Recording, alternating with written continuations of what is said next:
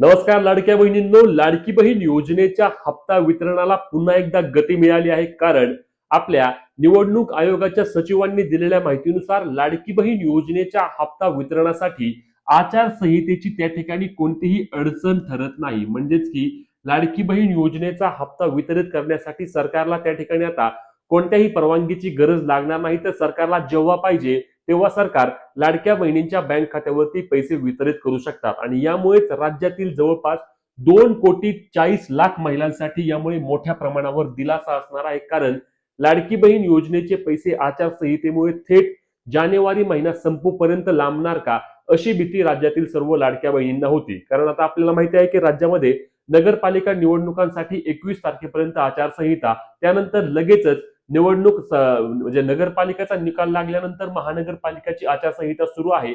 आणि एवढंच नाही तर महानगरपालिका झाल्यानंतर लगेचच राज्यामध्ये त्या ठिकाणी जिल्हा परिषद आणि पंचायत समितीच्या निवडणुकांची आचारसंहिता लागेल. मग लाडक्या बहिणींना पैसे थेट फेब्रुवारी महिन्यामध्ये मिळतील अशी परिस्थिती निर्माण झाली होती जर आचारसंहितेची अडचण ठरली असती तर.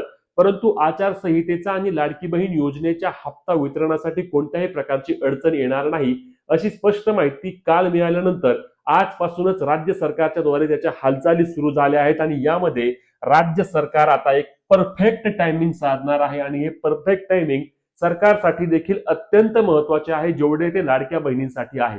आता हे टायमिंग काय असणार आहे हे मी का म्हणतोय, तर चला या व्हिडिओमध्ये आपण याबाबतची सविस्तर माहिती घेऊया. व्हिडिओवर शेवटपर्यंत नक्की राहा, कारण यामध्ये लाडक्या बहिणींना सरकार कसे खुश करणार आहे याबाबतची आपण सविस्तर माहिती जाणून घेणार आहोत. तर लाडक्या बहिणींनो, लक्षात घ्या, राज्यामध्ये साधारणपणे 15 जानेवारीला राज्यातील मिनी विधानसभा समजल्या जाणाऱ्या महानगरपालिकांच्या निवडणुका आहेत. यामध्ये राज्यातील सर्वच 29 महानगरपालिकांच्या निवडणुका या ठिकाणी पार पडणार आहेत. आणि एवढंच नाही, हे झाल्यानंतर ज्या ज्या ठिकाणी आरक्षण 50% वरती गेलं नाही त्या जिल्हा परिषदांच्या निवडणुका देखील घेणार असल्याचे आपल्या निवडणूक आयोगाने सांगितलं आहे. म्हणजेच की जिल्हा परिषद निवडणुका देखील 31 जानेवारीच्या आधी त्या ठिकाणी सरकारला घ्यावे लागतील.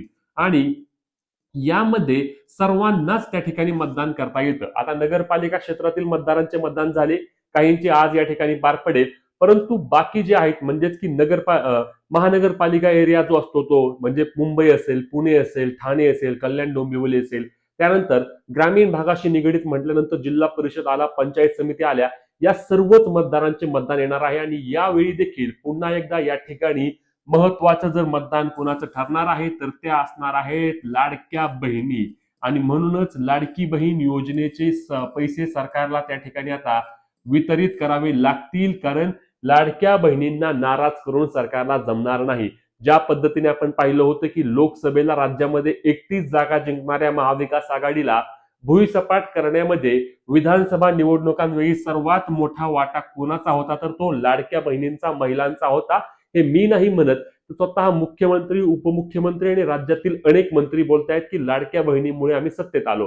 आताही जर तुम्ही पाहिलं, महानगरपालिका निवडणुकांचा काही प्रमाणामध्ये प्रचार सुरू झाला आहे. नगरपालिकांचा प्रचार आज संपला, काल संपला, माफ करा, ही व्हिडिओ मी आज शूट करतोय म्हणून तुम्हाला ते वाटेल.